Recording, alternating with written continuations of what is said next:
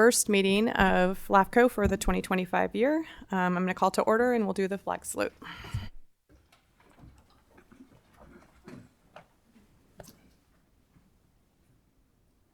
Allegiance to the flag of the United States of America and to the republic for which it stands, one nation, under God, indivisible, with liberty and justice.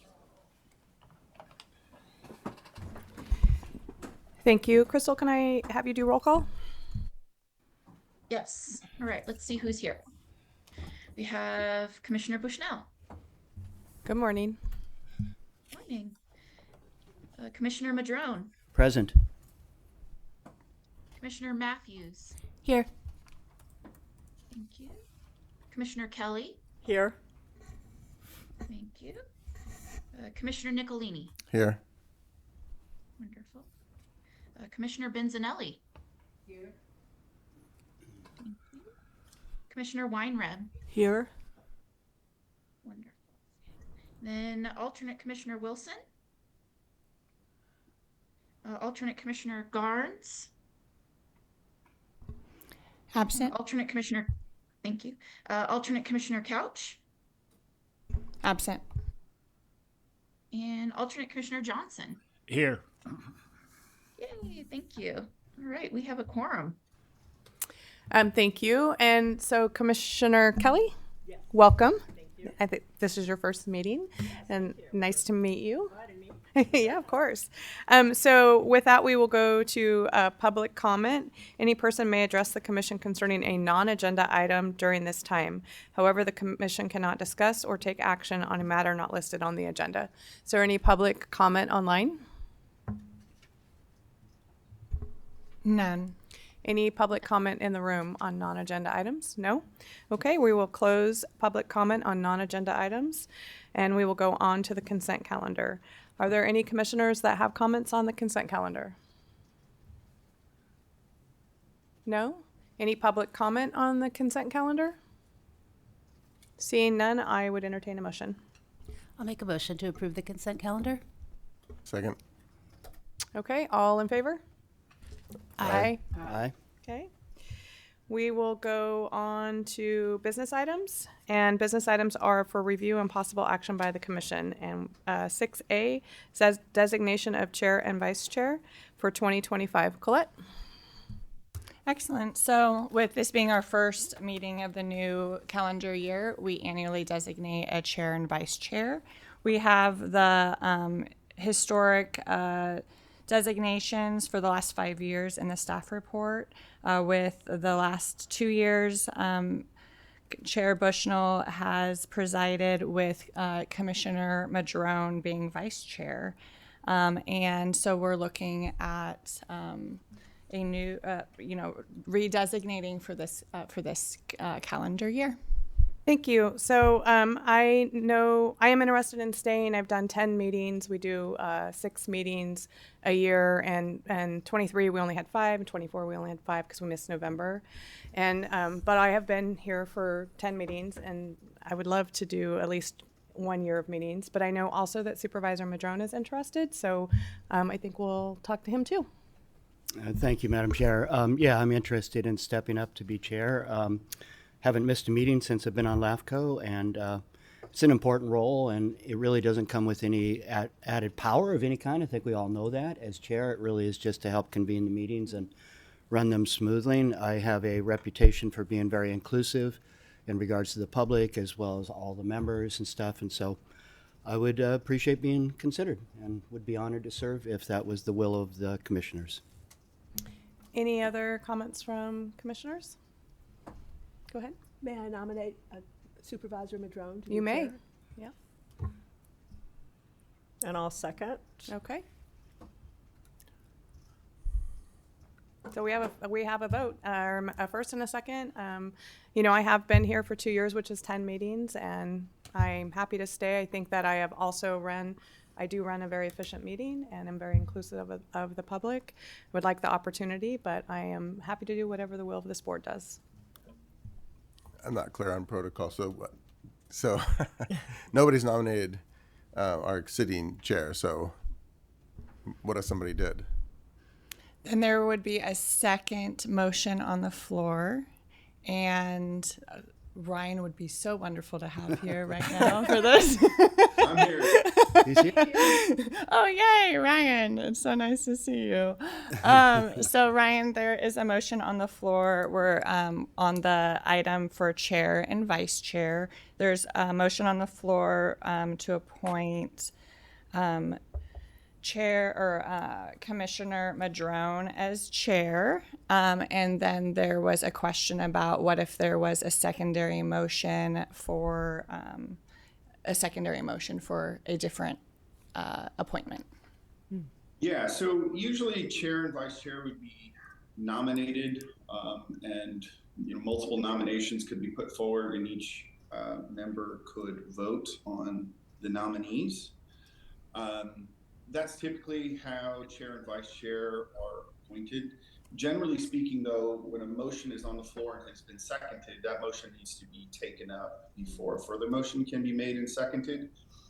And so it really is up to the chair and the commission as to how you want to do this. Do you want to do it through a nomination where we nominate names and then each person votes?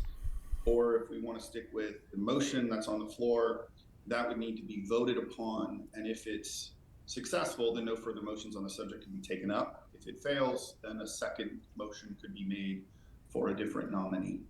And so I'd leave that up to the commission as to how you want to select your chair and vice chair. So I think you got your answer. You could do a second nomination if you want. If not, then we'll vote on the motion that is on the floor. Okay. Can I ask one clarifying question real quick? Madam Chair, I thought I understood you to say that you would like to not be chair going forward. No, Did that's I not- misunderstand? Yeah, you Okay. misunderstood. So I'd like to withdraw my second for a moment and Okay. hear more from you. I think it was. So I couldn't hear you very well. I respect that Supervisor Madrone wants to be here as well. We only do 6 meetings a year, so you don't really even get 12 meetings in. I haven't even got 12 meetings in the last 2 years. I've worked really hard to learn the procedures, follow, everything, update myself, gone to the Cal LAFCo conferences to really, feel like I've presented myself well as the chair. And so I would just like the opportunity to at least get 12 meetings under my belt. And after this next year, I won't be seeking this position again.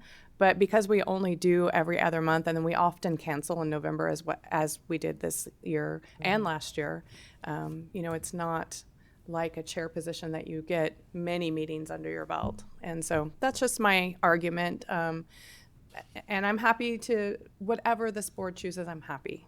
It's fine. But I also would like consideration as the same as Supervisor Madrone. Thank you. Apologies. I Oh, no, misheard that's you. okay. Yeah. That's okay. So let's, maybe we want to have the discussion then about the different options. I have another procedural question. Do we have to do it on a yearly basis? Could we go forward as we are for, say, 6 more months and then revisit to allow Chair Bushnell to kind of get that benchmark met? I've never been in a situation where 2 people are fighting over a chair, frankly, so this is not, yeah, I know. Negotiating, yeah. So this is all new to me. So I'm just trying to think of I want both to feel good about their role in LAFCo, and I'm very fond of both of the individuals, so I'd have a really hard time choosing, honestly. So could we do a 6-month stint where we, do what we do today for 6 months and then reconsider in 6 months? Currently, our policy is an annual appointment, Yeah. but I again would look to Ryan to indicate whether there can be some flexibility with the will of the commission. to do Although so. I could, if I am chosen for 6 more, would be 3 meetings, and I could resign at that Yeah, time, that's have true. 12 meetings under my belt, and go that way. Yeah, I just add that the chair serves at the pleasure of the board. So, if a change, what's the will of the commission, and that could be taken up. So that's my motion, that we have Chair Bushnell remain for 6 months and then we turn it over at that point. That's the motion I would make. No, her second was withdrawn, so we don't have that Withdrew, motion. yeah. So that For motion now, failed. yeah. But Supervisor Madrone would like to speak, or Commissioner Madrone. Yeah, sorry, we didn't mean this to be contentious. I should have said fighting. I meant figuratively, yeah. 2 years ago, when Supervisor Bushnell or Commissioner Bushnell and I joined the LAFCO Commission, we both wanted to be chair. We Okay. both offered ourselves up to do that. I stepped aside and decided that I would, pull myself out and let Supervisor Bushnell be the chair, and then I sought the vice chair. And that was supported by the full board. And that's certainly a nice way to do things. Yesterday, I let Supervisor Bushnell know that I was interested, just out of respect, rather than have it be a surprise or anything like that. And I respect that she would like to continue to serve. I think it's nice to be able to have a change and share the responsibility. Frankly, that's the way we do it at our board. Every year we change chair just so everybody gets that experience and opportunity, but it doesn't have to be that way. I know sometimes people will elect several times in a row. I think Arcata changes almost every year, but not necessarily. Trinidad, I think, Cheryl, this is your second term being chair. So it works in lots of different ways. And again, however it works out, I think most importantly is that we all still feel really good towards each other and can work well as a team. So that's my hope here.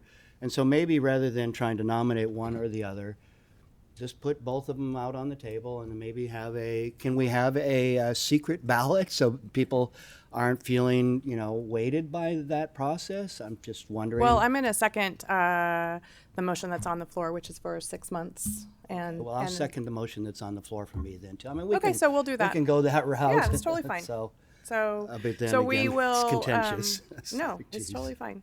So we have the first motion is for Supervisor Madrone, and so we will call Crystal if we could call that vote. And I guess I'll put my second back in there and Oh, to he make sec- that. no, he Oh, you seconded seconded it, it. yeah. I see. Okay. Yeah. Well, either Given way the way then. things were going, yes. Okay. Yeah. And I just want to clarify too that it's just when you're on your resume, you just want to put down that, and I just would love to be able to put 12 meetings chairing LAFCo. It's not anything personal at all. So it's just how you kind of do things as you go forward. So anyways. Well, I'm at 72, so my resume doesn't matter much anymore. I'm kind And I'm just of looking wrapping at things up.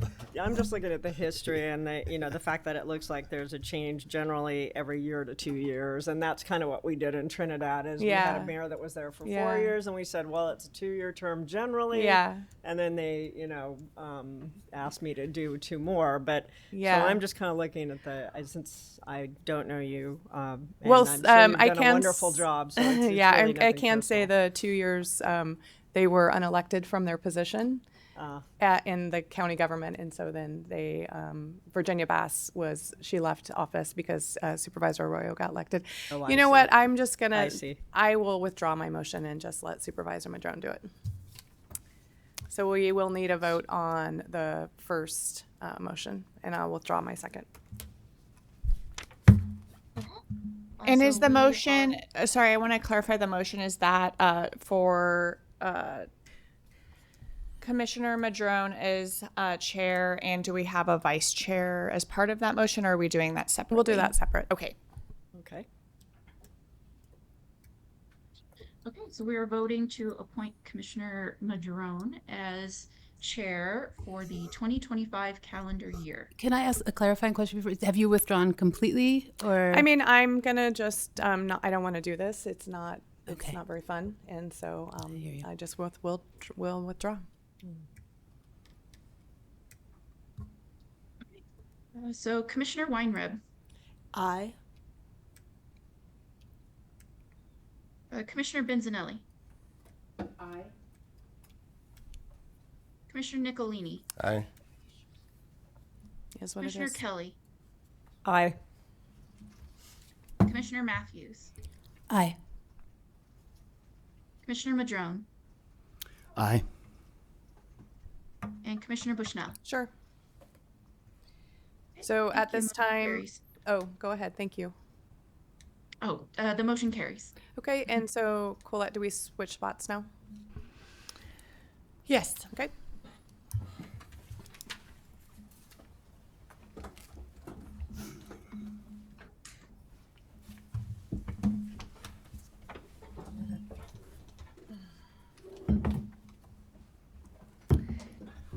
And so now we can consider the vice chair for the 2025 calendar year.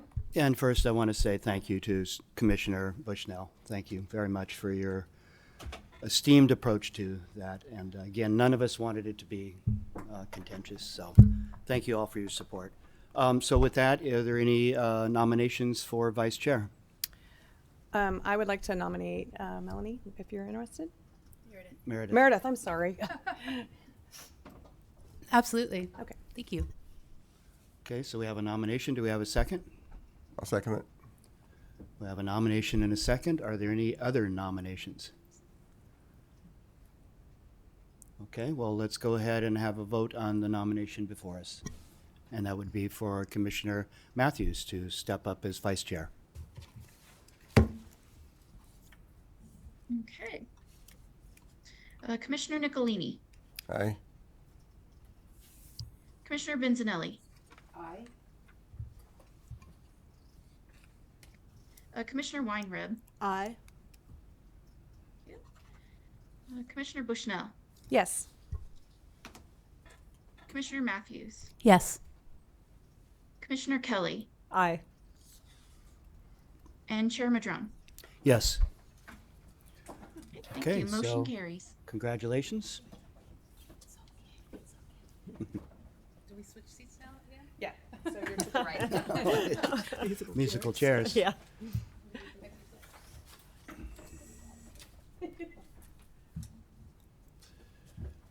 And that's the fun seat when we're using our screens, because that one blinks all the time. Okay, well, thank you, everybody. And with that, I believe we're going next to item 6B, preview of municipal service review and sphere of influence update for Humboldt Bay Municipal Water District. And Colette, I believe you have a presentation. Yeah, absolutely. I am going to pass this over to our clerk and analyst, Crystal, to provide an update on this municipal service review. But I did want to recognize that General Manager John Friedenbach from the Humboldt Bay Municipal Water District is here in attendance. Thank you for being here, and shuffled his meetings around this morning to be here. So really do appreciate that. And yes, Crystal will provide a overview of the municipal service review. That's great. Before you start, Crystal, I just want to say, John, congratulations, I believe, on your near retirement from this position. How many years is it you've served? 12 years, and I know the district's been very lucky to have you, very consistent representation, and thank you for your service in that regard. So just want to acknowledge you for that. Thank you. Okay, Crystal. Yes, thank you. Right, so we're going to talk a little bit about the Humboldt Bay Municipal Water District. I will keep it short because I want to allow time for Mr. Friedenbach to speak if he'd like. So just a quick overview. It was originally formed in March of 1956 to provide services to the greater Humboldt Bay area. The water is obtained from the Mad River watershed. It gets impounded at Roof Lake. They built the Roof Lake Dam there, and eventually gets released down the river and is pumped out through wells at Essex, just below Blue Lake.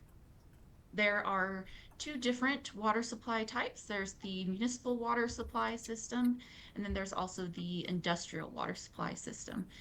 It originally supported the pulp mills that were out on the peninsula, but currently the industrial supply system is not being used, but the municipal supply system definitely is.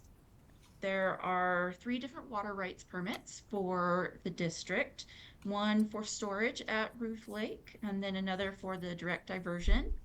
And then they also have a third for some power generation.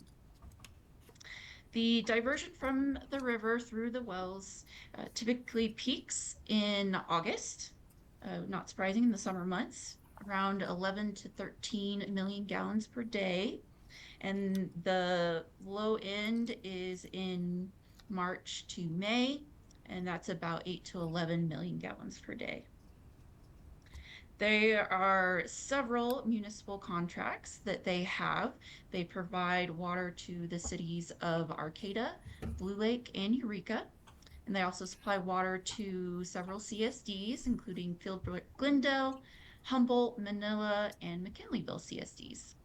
They do have a small retail supply, so direct connections, about 200, some around Arcata, and then also along the peninsula in the Samoa and Fairhaven area. Let's see. For some shared services, they have Ruth Lake, so their district does extend to Ruth Lake, and they lease that out as a long-term lease to the Ruth Lake CSD, and then they manage the lands and recreation around the lake on behalf of Humboldt Bay Municipal Water District. For revenues and expenses, we took a look at 5 years, or actually I think we did 6 years of audits, and it looks like their revenues generally cover their expenses, and they see a net gain of about 2 to 5 million per year, and that really helps plan for future capital improvements, able to save up. They do a lot of work getting grants so that they can continuously work on improving their infrastructure. Um, Along the planning lines, they also do a lot of work with long-term planning for their water supply. They have a lot of water that they could use, but because of the loss of those industrial contracts, they're only utilizing a small portion at this time, but they're working on it. They're looking at different industrial contracts on the peninsula that they might be able to obtain, and other potential municipal connections in the future. So overall, from what we reviewed, it looks like the district is doing well. There weren't any issues that came up that looked like they were going to be major concerns. And so we have this initial draft before you in the packet. This has been provided to the district. I believe the board had a chance to review it and will be providing some comment. So the next draft that you see will have some changes in red line strikeout based on the comments that received back from district staff and from their board. So at this time, I'm open for questions, or we can invite Mr. Friedenbach up. Great. Are there any questions from the commissioners at this time? Commissioner Weinreb? Yes, I have a minor problem with page 8, the map on page 8, and it does not extend far enough to the north because later on in the document, there are mentions of other communities to the north of this district that want to be included. And my feeling, or my question actually, is my understanding of the original purpose of LAFCOs in general was to avoid what they refer to as leapfrogging, meaning that you don't have something in one place and then skip over someplace else that has something different and then reinsert yourself in a new place that doesn't have a direct connection. And further on in the document, I believe on page 36, there is discussion about the Trinidad Rancheria, and I think that if this map were more accurate and more complete, it would be seen that that is a leapfrogging situation. I did want to bring that to the board's attention. Thank you, Commissioner. Any other questions, comments at this point? Commissioner Nicolini? This is a preview, right? So we're going to have another opportunity. I just want to draw, sorry, I was listening to this conversation and listening. So where are we at? Let me just make sure I'm clear. We're having questions, comments on the presentation on the draft MSR. Okay, great. So can I draw your attention to page 10, 2.6, disadvantaged unincorporated communities? And an excerpt from that basically describes that most of those are going to be covered by wholesalers. Left off of the list, I think, to some extent, and the sentence is really key. Those agencies assume responsibility for planning and operations relating to the unique needs and challenges of those ULCs to ensure equitable access to water services. But that's not the case for Fairhaven. It's one of the clusters of homes that are actually a direct retail customer. And then I'll draw your attention, if you don't mind, to page 23, where you see the category 1 and category 2. there's actually a special breakout for Fairhaven for allocation of costs. And if you look at the typical household connection would be 5/8 or a 3/4 inch. There's a typo there, by the way. It's 34 inch, but that should be 3/4 inch. And you look at that for the Fairhaven only versus, and there's a $27 roughly charge compared to the rest of the area, which is $2.90. So this one financially disadvantaged community that's not served by, that's, you know, is a retail customer directly of the water district, has some of the highest water costs anywhere in the region. There's a reason why that happened. And if it's okay, I'd like to present that reason at the next meeting that we address this, because I will be advocating for this to be remedied, basically. So that's just a preview. Well, it might be appropriate for you to share your thoughts right now, because I think the way it's working is it's been reviewed a couple of times at the water district, but they're not done with their work either. Right. And I would assume that they would like to receive thoughts, concerns, comments now, so that as we move forward with the document, we can make sure and include all that. Yeah. But I'll go to Commissioner Bushnell first and then come back to you if that works. Is that okay? Yeah. I'm just curious if the staff report was done, and then also if I am a little confused on the leapfrogging. I'm looking at the maps, and so are you saying, is this okay if I? Yeah. From Trinidad, West Haven, then it gaps and then comes into, can you explain a little bit more? Well, directly to the north of, And what map are you looking at? I'm Because looking- there's two different ones. I'm looking at the map on page 8, Okay, because it doesn't. which is cut off Right. to the north. So it and- doesn't depict well what you're stating because it's cut off. Yeah, yeah. But there is another map on 12. That goes a little further. So maybe with that map you could kind of explain. Because I'm sorry, I'm confused. And then also, Crystal, is there more to the staff report? I don't think I have a page 12 here. No, I Can I don't. have it at this time? Okay. Yeah, she had completed, and I'm not so sure it's an issue of the map as much as the issue was serving a community, the Trinidad Rancheria, beyond West Haven as a form of leapfrogging. Yes. So I That- think that is that was the correct. concern that was being expressed, but I don't want to put words No, in your mouth. You're correct. You expressed it better than I did. Thank you. That's all right. Okay, so it doesn't show that on the map because it shows. Right. Okay, thank you. Commissioner Nicolini, please proceed. Yeah, I actually, I feel like I want to put a map up, but I'll go for it. Yeah. Okay. So I'll also draw your attention to page 24. I mean, part of LAFCo's goal is efficient delivery of services, right? Mm-hmm. And so, an orderly operation of government. So, two potential future water contracts, industrial or the Nordic Aqua Farms and the offshore wind terminal. So both of those require sewer. And if you don't know, on the peninsula, to do on-site disposal, you have to treat to drinking water standards. It's cost prohibitive. So basically, nothing's going to get built on the peninsula without sewer. So the CSD is in the process of securing $20 million for an integrated sewer system for the entire peninsula, which will unleash these economic development activities that will provide industrial water users, again, for the water district, which is going to be great, right? But the water board doesn't give money for economic development. They give it to solve water quality problems. The water quality problem is the residents of Fairhaven on septic systems. That's the water quality problem. That's what's going to unleash the $20 million. So those 63 residents are going to be asked really by this larger community to voluntarily incur a sewer bill.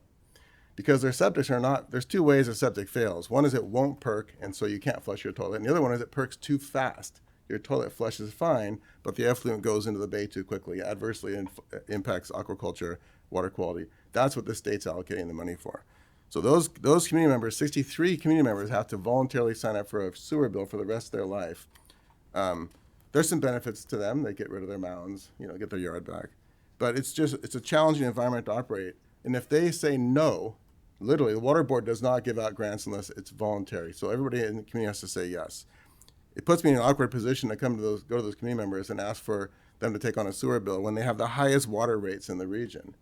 And the reason they have the highest water rates in the region is because of a disagreement between the CSD and the Water Board on one key point. A replacement project was done that was FEMA funded.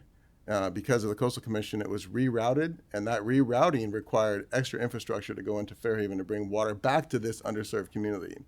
At the time, the engineers that worked for the Water District and the Water District leadership said they considered that environmental mitigation. That cost would be borne by all the ratepayers that benefited by that pipe that goes down through the peninsula, goes across the bay, and serves the rest of Humboldt Bay. A change in leadership resulted in a change in position on that, and now all that infrastructure is being assigned to those 63 residents, and that's what is reflected in that $27 a month tab. So as this document stands, it paints a rosy picture, but it really kicks this poor underserved community to the curb while having an unrealistic expectation to have these fantastic industrial users come online, which is not going to happen unless those 63 residents are unkicked from the curb. So this document right now is not casting an accurate picture of their future. That's what I want to share. Well, thank you for that detail. I know that a lot of times people aren't familiar with the fact that some sewer systems or leach fields leach too quickly. Yeah. And that's because of sand? It's sandy. Am I understanding? Yeah. Yep. Trinidad has a little different situation. It's because it's all silt, neither of which hold the leachate long enough without discharging into the bay or into the ocean. But yeah, two different areas that have a similar issue with leaching too quickly. Mm-hmm. Normally we hear about clay hard pans and not leaching quick enough and stuff like that. Very educational. Thank you for informing us. Any questions, thoughts from the commissioners? Appreciate that. And I'm sure there'll be some responses probably from John and the district as well. Any other questions, comments before we go to the district representatives? I think that would be the next step. Okay, with that, welcome.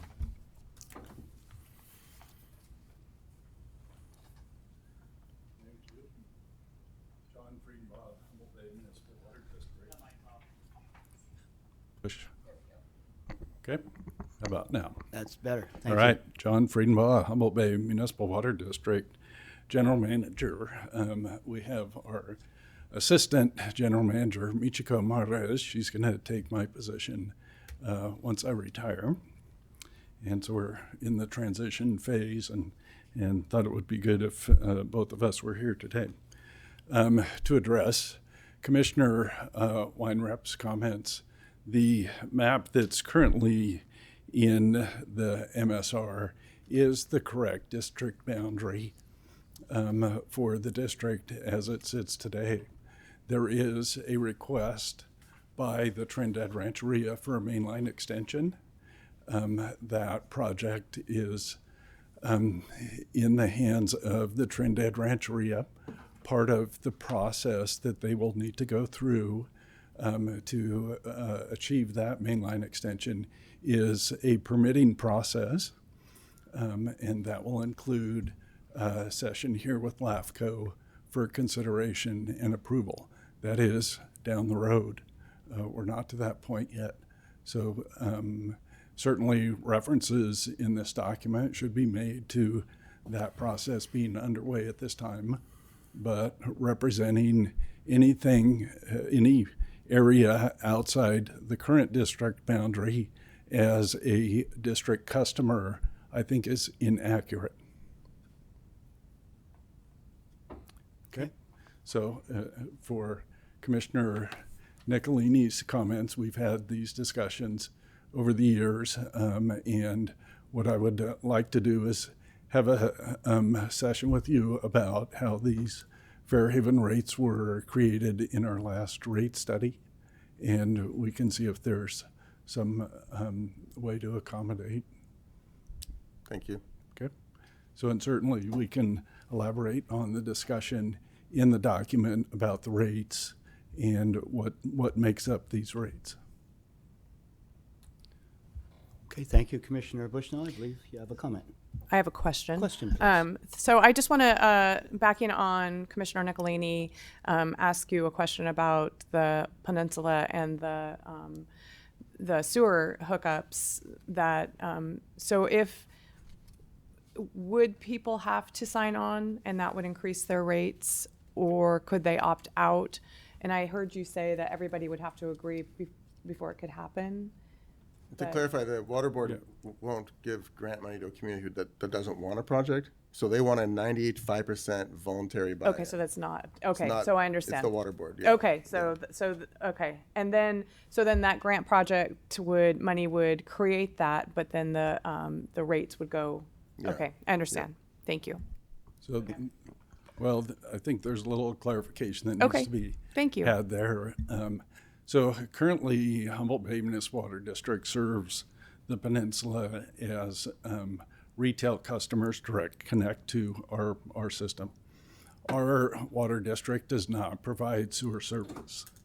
The Peninsula Community Service District was formed in the Fairhaven, Samoa area to consolidate, and you can correct me if I that's accurate. misspeak here, but basically to consolidate the fire department and water, sewer, parks and rec, and maybe lighting services on the peninsula. Once that's, well, it's been formed, it's operating, they have not assumed the water system yet. So we're still operating the water system. Once they need to, at some point, take over that water system. So we would step back and they would set those rates. Thank you for that clarification. Yeah. Yeah. Is that suitable? And it sounds like you guys are going to get together and talk more about some details. Commissioner Benzanelli. But as it stands right here in this MSR, if you didn't have a further negotiation, then those rates would be set at $27 per household for water? That's the infrastructure part, yeah. Yeah, That's- the rates are, I believe the rates are accurate in the table. That's 10 times more than the other customers. In general. At least for this first tier, it's 9 times. So which line are you looking I'm at? looking at line 1, 5/8 to 3/8. To 334. Third column, the capital replacement charge. Okay. And then if you look at the capital replacement charge in category 2, outside the Fairhaven distribution, that's everybody else, it's $2.90. Right. That's to replace those pipes that were brought in That's like the buy-in. to pay for the infrastructure that was used, yeah. Yeah, the infrastructure out on the small peninsula is much larger. The distribution grid is much larger footprint than where the $2.90 covers. $2.90 covers direct connections on West End Road, Warren Creek Road, and a little bit in the Arcata Bottoms. So it's not an extensive distribution grid like we have in Samoa or Fairhaven or down the peninsula. So you're really comparing apples to oranges. Okay, any other comments, questions from commissioners? I have a couple comments I wanted to offer. First of all, I just want to say I think we are incredibly lucky here in Humboldt County to have the Humboldt Bay Municipal Water District with Ruth Lake and the impoundment there, which is the Matthews Dam. Is that correct? That's correct. Family member? No. Because even in droughts, we fill that reservoir pretty quickly. We've seen that, over the last number of years with droughts a couple years ago and things like that. It's well managed. And it's very different than most dams that can create a lot of harm for anadromous fish and things like that. It really doesn't do that. A lot of people pointed out how different this system is with this particular dam, and nobody is out there pushing to remove this dam because it doesn't do harm for the most part, and it is a really good system. So I want to thank you, John, and the district for being here and providing water to 60 to 70% of the residents of Humboldt County. So it's a really big deal. I know there's a lot of concerns about the water rights now that we're not using the 65 million gallons for industrial use. But I know the district has worked hard to be able to document in-stream uses, in-stream maintaining those flows for our salmonid fisheries, recreation, and other things. Is there, I know Nordic Aqua Farms will use some water, but at one point it was going to use a whole lot more than it is now with its current proposal. How much will it be using, do you know, in its current proposals? Yeah, the current proposals with Nordic is to use 300,000 gallons per day of domestic water, so chlorinated water. And it's my understanding that the primary use of that is for their fish cleaning process. Okay. And currently the pipeline isn't for chlorinated water, it's for raw water, isn't it? The facility is going to be built on the former LP pulp mill site. They do have a domestic water connection. Okay. It's a very small pipe because all they had there for domestic use was our office building. Okay. And the rest of the facility was industrial water supply. And so they will need to upsize the connection. And we're talking with the Harbor District about where's the best place to do that. Okay.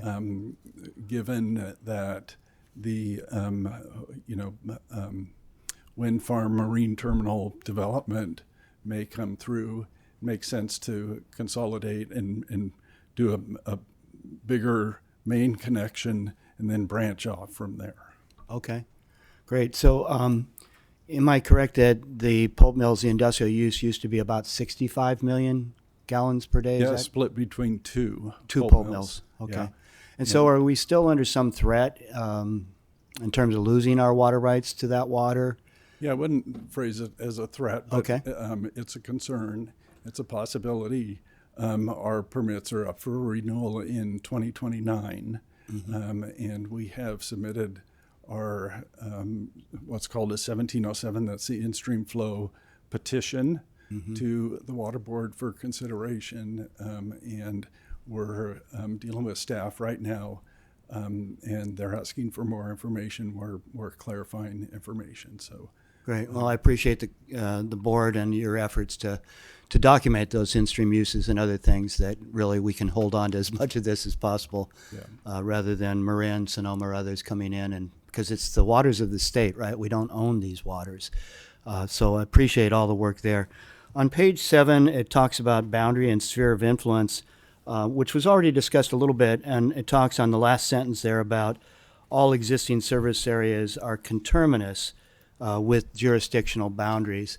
One of the commissioners did bring up the issue of the Rancheria's water supply request, and that would be jumping over West Haven, which has voted as its board not to join the pipeline, as has the city of Trinidad several times in a vote. It was a split vote, and a lot of concerns about that issue. But both times, both communities have said no thank you to that pipeline. So if we moved ahead with supplying to the Rancheria, we would be jumping over West Haven. It would create a bit of a leapfrog effort. And I realize it's not current, as your response was about how that's not actually decided yet. And when it is, there would be that effort to come back before LAFCo and discuss those issues. But I just wanted to make note of that. I will say that it seems to me that the district has already taken a lot of steps towards this in developing the MOU with the Rancheria, and now the Rancheria is, based on that cooperative partnership agreement, is expending significant funding on engineering and design plans and everything else, and yet we're not really even discussing this in this document, which to me is a little bit odd. I mean, I would think that given the commitment the district's made to the Rancheria to partner and move forward, there have been discussions at the McKinneyville Community Service District about how that would work. Some people suggested that, well, the water would just be wheeled through to Trinidad, but several of the board members at the CSD said, well, there's a cost of using those pipelines in terms of infrastructure maintenance and all those things. So there would be an additional cost there, as well as an additional cost for the new pipeline from the north end of Dow's Prairie up to the Rancheria. I know that in some recent studies with the city of Trinidad, where they were looking at their water rate studies, these were issues, and the consultant working for the city had brought forward various information in regards to different options, maintaining the Lufenot system or connecting to the pipeline to Humboldt Bay. And it didn't really include the consideration of these increased costs for the water going through McKinleyville as well as the new pipeline. So it seems to me there's a lot of effort being made to move forward with all of that, and yet it's not really significantly discussed in this document. And I mean, I realize that it will happen at some point, but it just, to me, I guess the question is, at what point is it appropriate to really be discussing in more detail that, given the commitments the district's made to the Rancheria? Yeah, so we can certainly elaborate in that section. That's easily done. Okay. Yeah. Yeah, because as you know, there's a lot of concerns about the growth inducement element as well as the leapfrogging elements. So those are the two big elements that come up whenever this pipeline is discussed. I certainly recognize and support the Rancheria's desire for economic development. That's not really what we're talking about. It's about, proper development and expansion of district boundaries and what that all means. On page 9, it lists a number of tribal entities here that are, considered in this document. And I appreciate the Trinidad Rancheria is included, even though it's outside the boundaries. But I would suggest adding the Bear River Band, because even though it is outside the boundaries, it's just as close to CR and the pipeline as the Rancheria is to Dow's Prairie, maybe even closer. At any rate, I would suggest adding them as a tribal entity that would be good to be considered. And they're very engaged in all kinds of land use issues. On page 11, there's a small typo, no big deal, but I just thought I'd point it out. In the last sentence, it talks about, should be noted that there are local agencies who provide water service near these areas, near the boundaries, such as Lolita and West Haven CSD, which should be considered, and it says which, and I think that's supposed to be when new water service is needed in DUC areas. So minor typo, not a substantive change, just thought I'd help and point that out. We've already discussed the chart on page 23. I've brought up the issues about the fact that there have been significant efforts, including agreements made in regards to the Rancheria pipeline, and yet it's barely touched on. So I appreciate your response of, more expansively discussing these issues in the final drafts. I appreciate Commissioner Nicolini help better informing us on the issues in Fairhaven, the Havens. And that's really all I have at this time. So I wanted to share those thoughts with you. Thank you. Yep. Any other commissioners, any thoughts, comments? Yes, Commissioner Benzanelli. I have a question. Mm-hmm. In the map, either one, we have the big sort of boot or panhandle that comes out, and I suspect that's grabbing the Matthews Dam to the east. And then right on the other side of that, there's a little gray box. Is that Bridgeville? It's an unincorporated city. That is that's jurisdiction of the city of Arcata. They actually have a non-contiguous land holding in I think it's the Jacoby Creek Forest. forest. Are we on page 12? This is Jacoby Creek? No, we're on. I think, well, it's part of their forest track. Oh, there it is. And so that panhandle is not part. Oh. That little gray box on the inside of the panhandle. What is that? Oh. Right there. Yeah, I think that is the city of Arcata. So this does not extend into Trinity here. Oh, I got it. Yeah, Okay. yeah. So that is a little deceiving. So the district's boundary is non-contiguous. This is Fickle Hill or Jacoby Creek or something like that? Mm-hmm. Okay. And we provide the Humboldt Bay Municipal Water District potentially could provide water to them or does? To that land holding? Yes. No, they do not. It's just within the sphere of influence. It's within the city. It's incorporated. It's part of the city's jurisdiction. It's just non-contiguous. but it's undeveloped. Understood, thank you. Great, and Yeah, that was the there's- map on page 8, I believe we were looking at? Yep, that little gray box right in there. Yeah, was trying I to see figure that. out what that was. Yeah, that was a little parcel bought by, from Sierra Pacific by the city of Arcata. It's part of their community forest efforts, although it's separated from most of the rest of the community forest.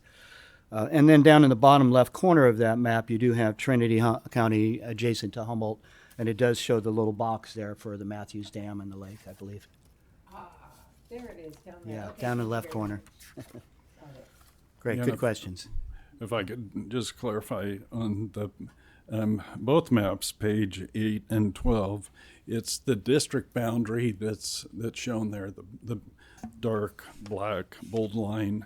There's a lot of area within our district boundary where we don't actually serve water. There's no distribution grid through a city or a CSD or direct connect from Humboldt Bay in a lot of areas to the east side and the south end of our district boundary.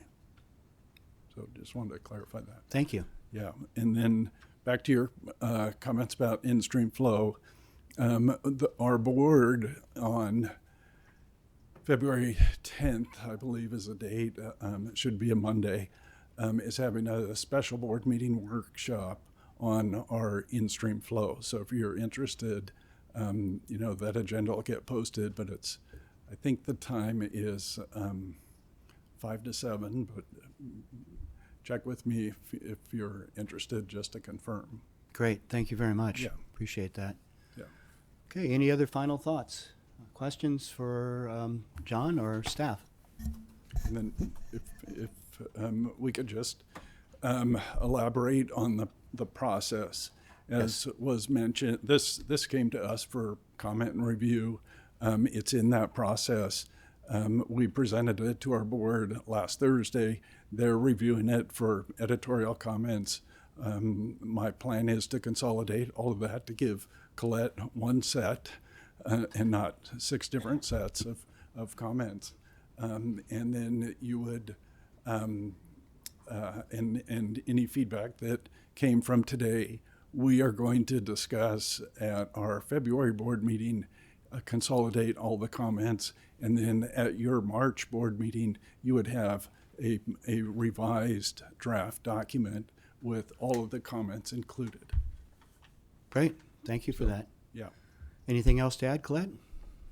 No, just that, I really appreciate the efforts of the district and your board to review this. It's very appreciated.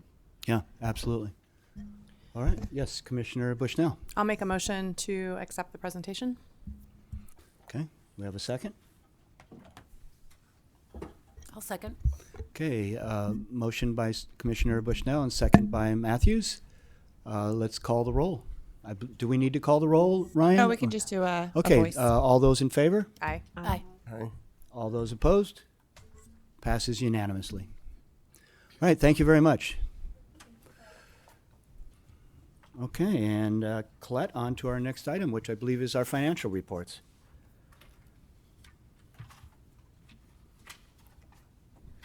All right, looking for the page. Okay, here we go.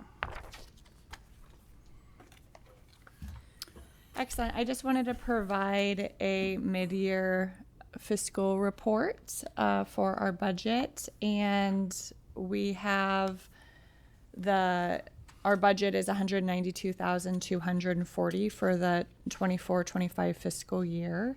Our revenues are primarily come from our member agencies. So our operating expenses is funded by the county as a third comes from the county, a third comes from the cities. The auditor apportions that based on a formula that comes from the state and the LAFCo Cortese-Knox-Hertzberg Act. So the cities that have higher revenue pay a little bit more, and those that are smaller pay less. And the same with districts. The districts as a whole pay for a third of the LAFCO's operating costs, and that's apportioned based on relative size. And so we are looking good for our revenues. Most of those apportionments have come in from the county, the cities, and the special districts. And then we also budget for application fees. We stay busy with our applications, both with the fire services and Measure Z. Funds that come in to support our ongoing efforts to provide technical assistance to fire departments and districts in the county, and work with the Humboldt County Board of Supervisors, Fire Services Ad Hoc, and the Humboldt Fire Chiefs Association. We can talk about that more in a future agenda item. And then we also have ongoing applications that come in as well.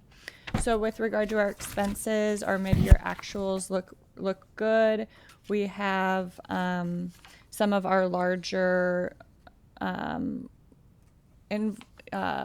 expenses have been submitted already for like our insurance, our memberships to Cal LAFCo, and then we're tracking well with regard to our executive officer, legal, and our municipal service review line items. And so we're tracking well at mid-year. And I think at this point, just opening it up for questions. This is informational, but we do have our year-end actuals for 22-23 and 23-24. As you'll see, and we talked about this last meeting, our insurance, because it comes in right in July each year, it sometimes will be posted to the wrong fiscal year, and that happened last fiscal year, and it was posted to 22-23. So we're documented that, but was sure to make sure that the auditor's office posted it to the correct fiscal year this year, and we'll be checking on that from now on. Otherwise, opening it up for questions. Okay, any questions from commissioners?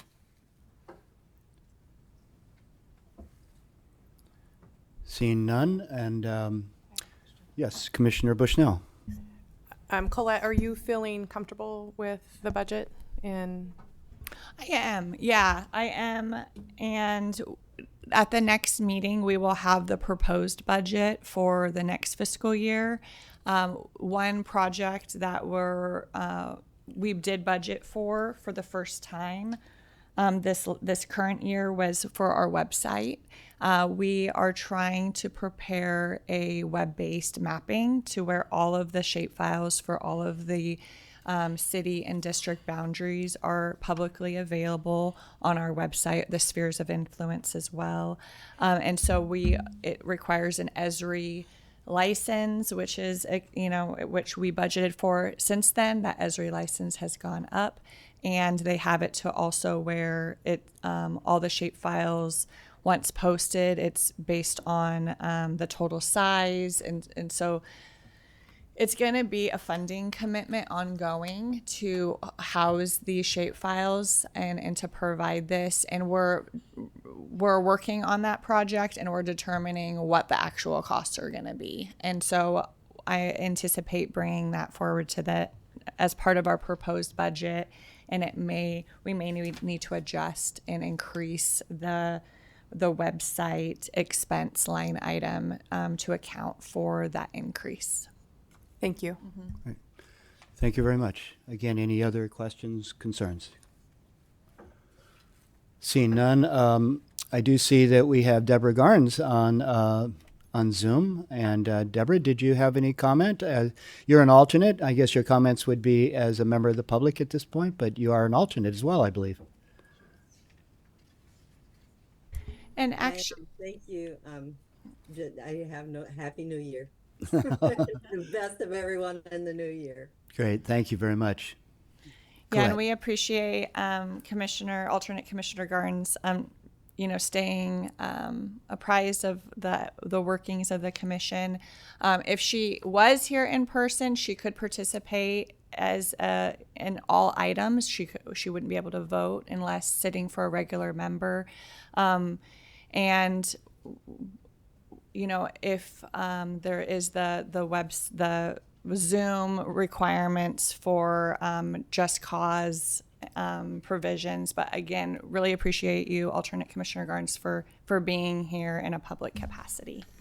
Great, thank you. So she would be able to vote whether she was sitting in for an absentee or not? If she was here in person, she would be able to participate in Yeah. all items and discuss all items in the dialogue, but not vote unless That's what she I was thought. sitting Okay. in place of Just a wanted to voting clarify. member, All right. absent voting member. Thank you very much for that. All right, seeing no other public online or here in the room, we'll go to the next item on the agenda. I think, do we need a motion, Chair? To accept mid-year? Yeah, so would you like to have a motion to accept the report? We can do We can so. just receive and file. Okay, well, I'll make a motion to receive and file mid-year. okay. And do we have a second? Great, so we have a motion and a second. All in favor? Aye. Aye. Passes unanimously. Thank you. All right, so we do not have any public hearing items, and so we'll go to item number 8A, which is the status of expiring commissioner terms. And we have an attachment at the end of our agenda. This is going to be an easy year for us because we have no vacancies scheduled for this calendar year. And so we just wanted to provide an update. We have a full commission, no vacancies, no upcoming term expirations. And we have in attachment A, the terms for all the members looking ahead. But really excited with our current composition and everyone that we have. It's just great leadership on this commission, and appreciate everyone's participation. Great, so I'll consider that informational. We don't really need to receive and file, so. And then the next item is item 8B, status of MSR preparations. Again, Colette. Great, and I'll pass this one To Crystal. to Crystal. All right. Thank you, Crystal. Sure.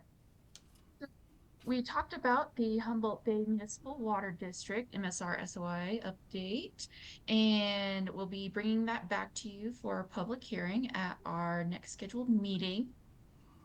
We're also working on the City of Eureka MSR SOI update. We met with city staff in December to discuss the process and discuss their current boundary and their sphere of influence and plans they have for the future. So that call went really well. So now that we have the Municipal Water District MSR mostly done, we're going to switch gears and start working more on the City of Eureka. After that, looking into the future, we'll be working on the Scotia CSD and Peninsula CSD MSRs. These will be, I believe they're the first MSRs for these districts since they have been formed. So that will be, or reorganized. So that will be really exciting to look at. And that's all I have. Could you repeat what you said after Scotia? I didn't catch that. Did you hear that, Crystal? Oh, yep, there you go. Go ahead, No, Commissioner I'm sorry. Weinrod. What was that? Okay, I didn't quite catch what you said after Scotia. I missed that. Could you repeat that? Oh, I believe that for Scotia, this will be the first MSR prepared for that district since it was formed. And then for Peninsula CSD, this is the first one since its reorganization. Thank you. So it'll just be an exciting process to look at how they're doing. Great, thank you very much. Any other commissioner questions? Okay, thank you for that update, Crystal. Appreciate that. And then the next, go ahead. No worries. Just for staff, allocate more time than you might anticipate for these new. Okay, you guys are already. It's kind of a mess. So yeah, just allocate a little more time. Okay. Absolutely. Heads up. you. Thank you. Appreciate that. Okay, and then the next item is our executive officer report, number 9. We also have, item 8C. I don't want to pass that one. Oh, I'm up. sorry. No Yes, worries. correct. Status of current and future proposals. I was jumping Very ahead. Thank good. you very much.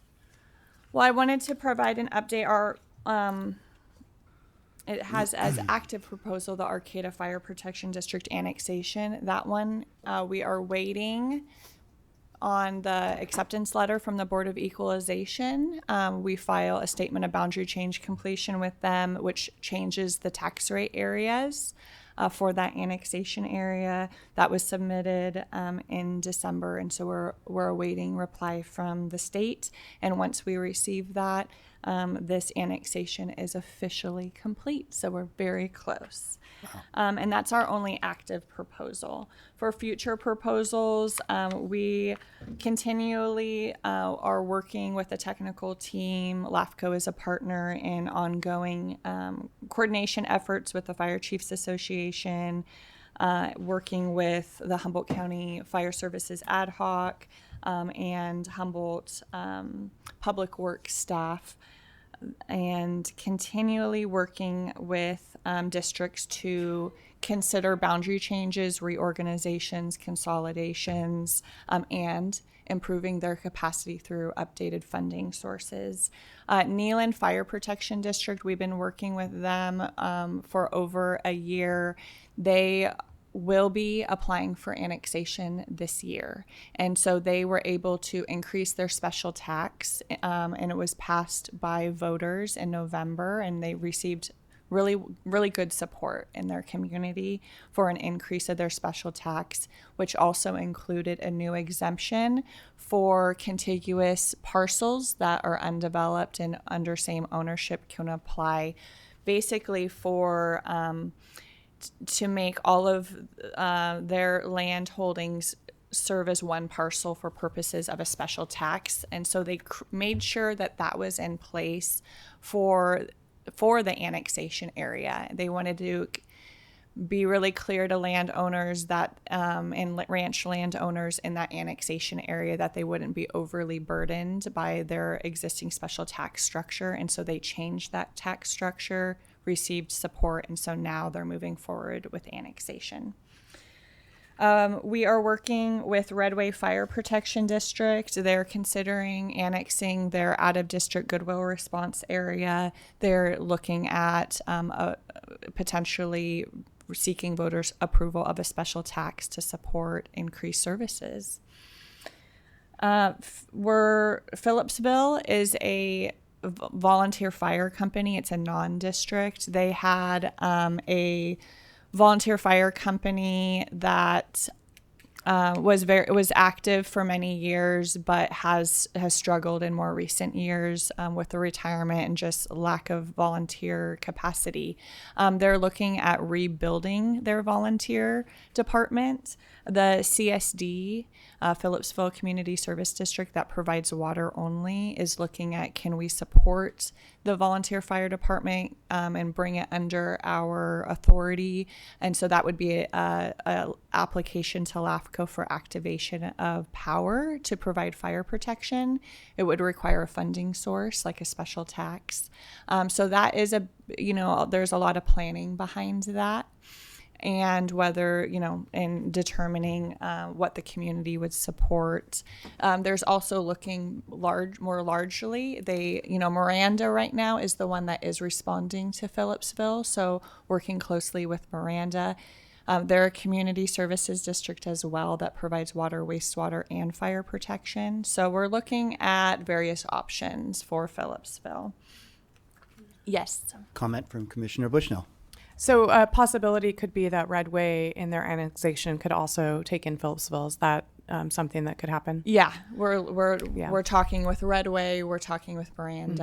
Mm-hmm. And Redway is closer to Phillipsville, and actually Miranda is it closer? Yeah, okay, yeah. But it may be some larger reorganization that includes Redway, possibly Miranda and Phillipsville. Right. Okay. Mm-hmm. Well, they've all reached out to me, and I did have them call you, and so I'm hopeful that we can, through that process, get that area covered, because right now it's kind of like who goes. Yeah. Exactly. So thank you for that update. Mm-hmm.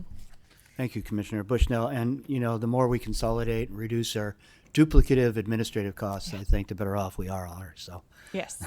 So that's good news. I'm sorry, Commissioner Kelly.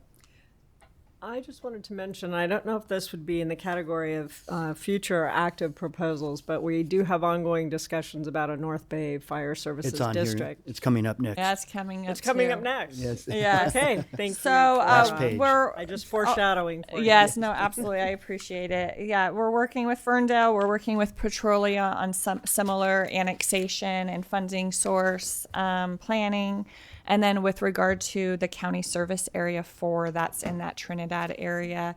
And so we're looking at governance structure and funding options for Trinidad, Big Lagoon, and West Haven areas, and looking at how to potentially reorganize the county service area and provide services to this broader region.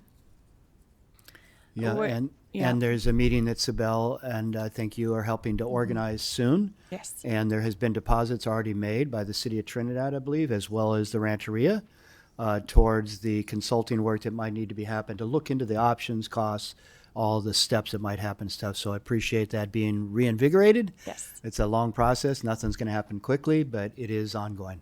I appreciate it. There's been a lot of increased interest in Yeah. fire services.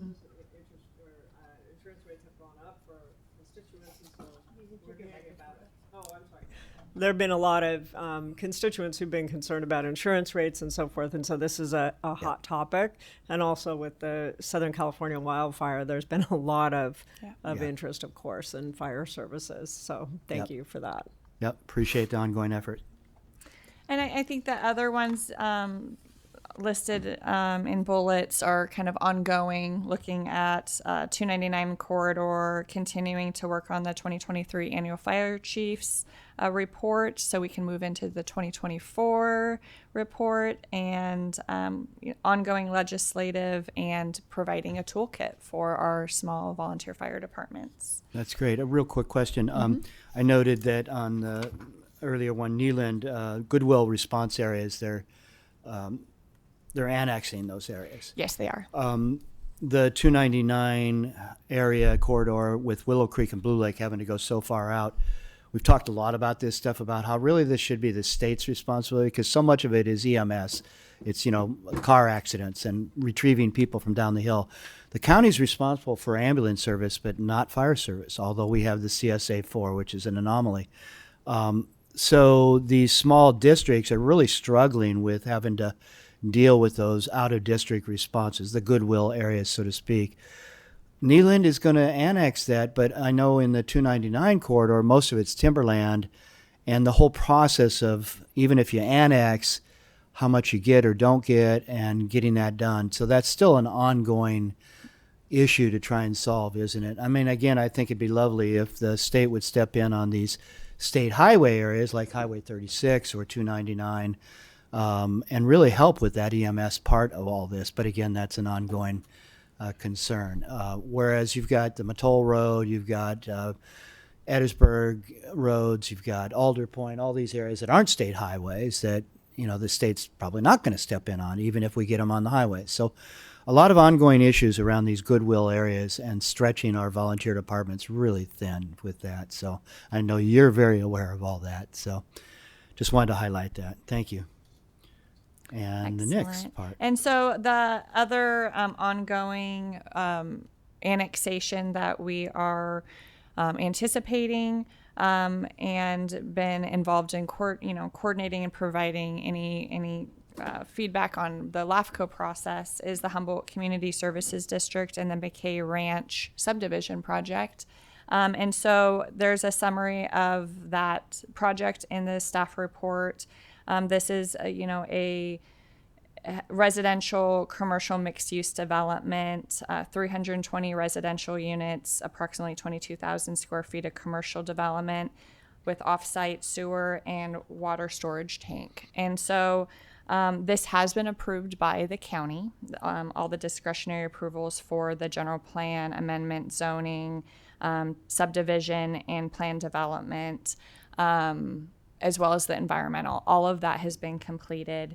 The next step is for a service provider to be to provide the water and wastewater. And so Humboldt CSD has been working with the developer to review the annexation process. It's really, I think, and Heidi can provide an update as well. My sense is that Humboldt CSD is very willing to provide services as the service provider for water and wastewater. It's the offsite infrastructure improvements, the offsite sewer line, and increasing that to accommodate the new development, and the offsite water storage tank. Really just a lack of agreement with regard to the cost and responsibility for these improvements, and how to address additional capacity required for the long-term needs of the district to accommodate future housing needs and projected growth that's planned. And just looking ahead, we've received an inquiry from Green Diamond for potentially looking at annexation to Humboldt CSD for the Mid-McKay. That's another, potentially large tract of forest that would be would be subdivided and developed for residential. And then there's looking at the Eureka Community Plan area in general, and looking at, what could be. There's, 1,200 acres of unsubdivided land zoned single-family residential and planned development. Some of that's, undevelopable gulch open space, but a lot of that is slated for residential development. And so the Eureka Community Plan was adopted in 1995, and there's, it looked then at the growth and demand and need for services, and the factors that affect development, really is, the limited street network, the operational capacity of roads, in the Cutton area and in the outskirts of the greater Eureka area, and the capacity of Humboldt CSD and the city of Eureka's sewer system capacity. Sewer collection system. The Martin Slough Interceptor project was planned and constructed between 2015 and 2020. That was a large, substantial investment made that the city and Humboldt CSD have. They have a split of how that's being repaid, and I think that accommodates future growth. And so it's a complex. It's looking ahead at all of the capacity needs moving forward, especially when we were talking about an offsite water tank. That, should it be designed just for this small? It's not a small subdivision, but just for this subdivision. Or should it also be designed for future growth and needs? So there's that conversation happening, and just the shared costs and how it's going to be paid for. I will continue. There's real uncertainty about these things, and I'm in contact with the district. I'm in contact with the developer, and in contact with the county. And so I think I'll continue to apprise the commission, but also want to provide Heidi an update from the district side as well. Yes, Commissioner Benzanelli. You did a very great job of taking an extremely complex issue that has many, many tentacles and getting it into a great report. Unless there's questions I can answer, I think you did a great job. It is very complicated, and when we look at a rate study and we look at our capital improvements and we look at the cost of maintaining the wastewater treatment plant for the percentage that we do, all of it gets really big and complicated. So you have to be really careful when we're stepping forward into this piecemeal development, that we're thinking ahead and we don't create unintended consequences by making rush decisions. So I think where we really are in financial analysis, and there's some gaps. I'm really hopeful that there can be some community planning and even funding strategies to make these projects move forward. But at this moment, we're not quite there yet. Great, thank you. But Supervisor. we've got an ad hoc committee. We meet regularly. We're doing what we can to move this project.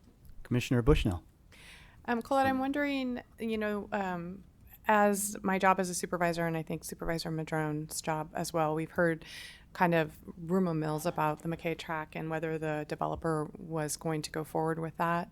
And so I'm wondering, it sounds like you've been in communication with him and that annexation is something that they want to happen. Absolutely, yes. It is. Okay, that's, I just want to confirm that. So thank you very much for that. Any other commissioners? I will say, yeah, I also appreciate the complexities of it. We all want to see more housing built, but the developers are telling us with all the added costs of infrastructure and solar and sprinklers and this and that and everything else that they're just not penciling out anymore, so they're not moving forward. I mean, this one's been on the books in various forms for decades. And then we've always known that there's serious circulation and road issues coming out of Cutton already, let alone putting a huge concentration back up in there of even more. So a lot of stuff to try and resolve. I frankly wish that there was public funding to come in and kind of partner with these developers to help make these things happen, that the district's, right on for being concerned about how all these things are going to get paid for while maintaining a solvent district at the same time. So none of this is easy. I appreciate your efforts at the district to try and figure it out. Thank you. Anybody else? Okay. Last little grouping there. I think you have that last little paragraph, just talks about several other little items, but I have added this in recent staff reports just to kind of track some of the inquiries that staff is receiving between meetings. So we receive a myriad of questions and calls from districts, and we're always glad to help. So just wanted to track it. It's nothing that we need to go through. appreciate that. Yeah, I get calls from like Big Lagoon and a lot of these little small districts that are having a hard time even maintaining their board, at 5 people and stuff like that. And in addition, Big Lagoon, Patrick's Point are also dealing with wells that are right near the ocean. And there's a lot of saltwater intrusion concerns and issues with their systems, which can actually be solved with upslope gravity flow springs working with Green Diamond, but that's another issue for another day. I see Commissioner Iccolini, you had something? No, you're good? Okay. Anybody else? Okay. Thank you for your report. Appreciate it. And so, do we have a motion to receive and file the report, please? So made. And a second? Moved by Supervisor Bushnell, seconded by Commissioner Benzanelli. All in favor? Aye. Aye. Aye. Okay, and then we have the executive officer's report. Thank you. So I just have one item on this report, and it's regarding providing a Cal LAFCo update. And Cal LAFCo stands for California Association of Local Agency Formation Commissions. It's a 501c3 nonprofit formed in 1971. And all the LAFCOs in the state of California, there's a LAFCO in each county, is a member of Cal LAFCO. And Cal LAFCO really serves as the organization assisting member LAFCOs with educational, technical, and legislative resources. They advocate for LAFCOs before the state legislature and other governing bodies. They publish newsletter, workshops, and host an annual conference. And they provide technical support, education, and legislative resources to LAFCO. So really an important organization for LAFCOs. But recently there really has been there's turmoil in the Cal LAFCO world, and a myriad of concerns have been brought up recently to the Cal LAFCO board. And there's multiple LAFCOs that are proposing to not renew their membership with Cal LAFCO, including some larger LAFCOs in the southern portion of the state. And similar to our member contributions, the smaller districts pay less, the larger districts pay more. That's similar to the fee structure for our LAFCOs. So the really large LAFCOs that have substantial budgets and which are their southern region, they pay a lot to Cal LAFCO. And there has been, I think, a feeling for some time since the last rate structure change with Cal LAFCO that they're not being represented. They don't have for as much as they pay, there's a parity between how much they pay and the representation on Cal LAFCO. And then what I think triggered everything was there is a fairly new executive director at Cal LAFCO. I think it's probably her second or third year. And there was a recommendation to dissolve the Cal LAFCO Legislative Committee that's made up of executive officers and members throughout the state. And actually, I serve as alternate. I've just recently been on that legislative committee in the last 6 to 8 months. And so what came to a surprise for most, if not all LAFCOs, that was and it came before the Cal LAFCO board, and the board approved the dissolution of the legislative committee, and people were really upset. So since then, there's been letters and multiple LAFCOs saying we're done, we're going to leave Cal LAFCO unless there's substantial changes.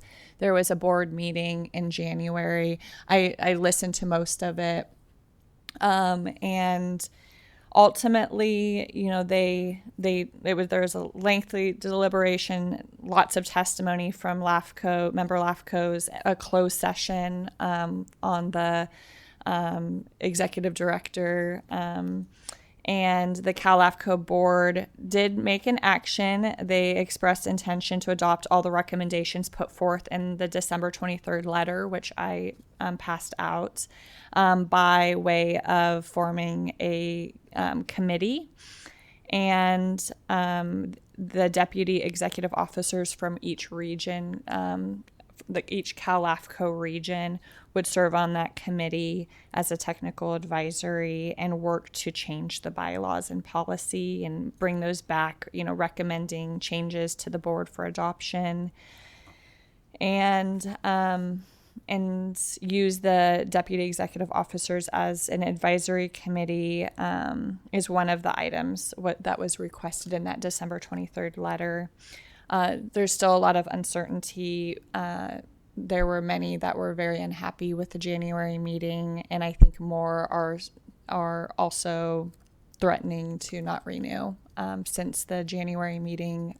And just wanted to update the commission. Cal LAFCO may look very different in the future. Great. And I know that Commissioner Bushnell did go to Cal LAFCO's annual meeting this year. Do you have anything you want to add? Not about that, the issue that they're having now, but the Cal LAFCO meeting is very there's a lot of information, and it really, if you have an opportunity to go, I've went twice now and have really gathered much information from both times I've gone and understand the process of LAFCO more in depth. I think one thing that is also very helpful, and we're not really talking about Cal LAFCO meeting, but you understand from other counties what they are going through and how they approach that. And it's just a really great learning process. Great. Thank you for that. When is the next annual meeting and where? The next annual meeting is in October. I will have to look. I feel like it's in San Diego somewhere with, maybe that's the staff conference. I'll have to look at the location. Okay. And it's concerning too, because San Diego is one of them that is proposing to leave. So, upcoming conferences, all of it may need to change. All right. Thank you for that. Any other commissioner thoughts on this item?